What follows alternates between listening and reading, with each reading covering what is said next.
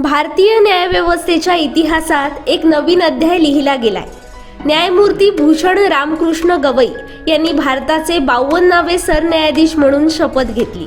मैं भूषण रामकृष्ण गवई जो भारत के उच्चतम न्यायालय का मुख्य न्यायमूर्ति नियुक्त हुआ हूँ। जो भारत के उच्चतम न्यायालय का मुख्य न्यायमूर्ति नियुक्त हुआ हूँ।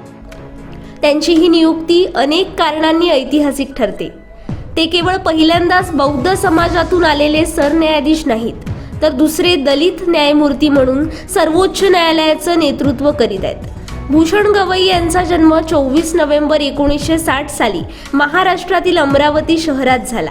त्यांचं बालपण फ्रेजपुरा भागातील झोपडपट्टीत गेलं। त्यांच्या वडिलांचा डॉक्टर बाबासाहेब आंबेडकरांच्या विचारसरणीवर गाढ प्रभाव होता।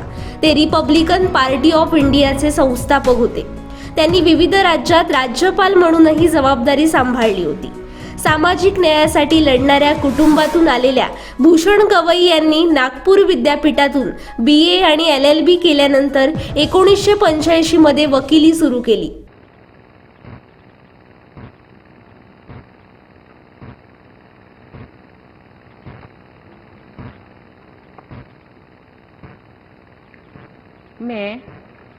मैं भूषण रामकृष्ण गवई जो भारत के उच्चतम न्यायालय का मुख्य न्यायमूर्ति नियुक्त हुआ हूँ।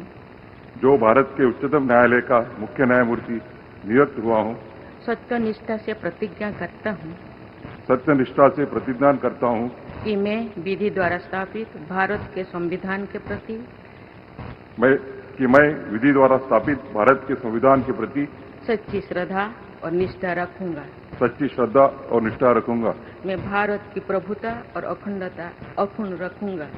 मैं भारत की प्रभुता और अखंडता अक्षुण्ण रखूंगा। तथा मैं सम्यक प्रकार से और श्रद्धापूर्वक तथा अपनी पूरी योग्यता ज्ञान और विवेक से तथा मैं सम्यक प्रकार से और श्रद्धापूर्वक तथा अपनी पूरी योग्यता ज्ञान और विवेक से अपने पद के कर्तव्यों का अपने पद के कर्तव्यों का भय या पक्षपात अनुराग या देश के बिना पालन करूंगा। भय या पक्षपात अनुराग या देश के बिना पालन करूंगा। तथा मैं संविधान और विधियों की मर्यादा बनाए रखूंगा। तथा मैं संविधान और विधियों की मर्यादा बनाए रखूंगा।